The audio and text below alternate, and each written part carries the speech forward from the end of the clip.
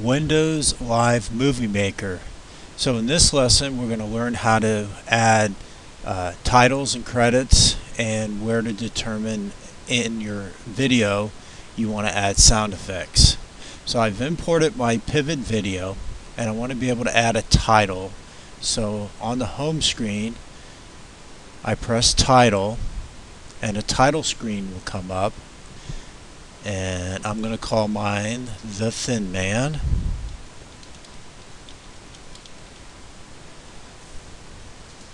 And under format I'm going to do a duration of 5 seconds, and I also need to press the edit key and change it to 5 seconds on the duration there. So I have The Thin Man, but I want to be able to add a second title, so I go back to the home screen and I add another title, and this I want to say by Mr. Campbell.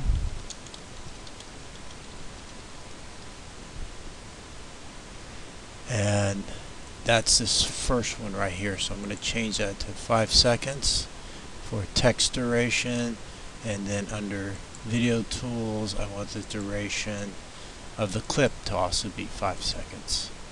And I'm going to flip-flop these, so I'm going to drag this one and make it the second one, move my cue line to the beginning, and I'll play it. And we have The Thin Man by Mr. Campbell, and the text and the background goes on for 5 seconds each. So I can add different transitions. This is always a popular one, so it kind of stars in or shines in, and then I can add another or the same transition. I'll add this one just for a little variety.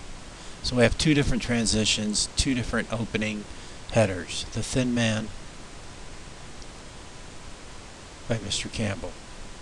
And there's other modifications that can be made, but that's enough to get us started. I'm going to go back to the home screen, the home tab, and now I'm going to add credits. So I'm going to hit credits and it knows to go to the end. Let's go produced by Mr. Campbell, music by Deep Purple, and sound effects by Discovery Education. And that's where I got all the sound effects. So if you use the sound effects, you use Discovery Education. If you download it off the internet, you have to make note of where you downloaded them and you have to give them credit. So on my credit screen I want a duration of 10 seconds and 10 seconds on the background. So I edit this and the format. So if I cue over to the start of my video, it should show at 10 seconds and get actually over to the start.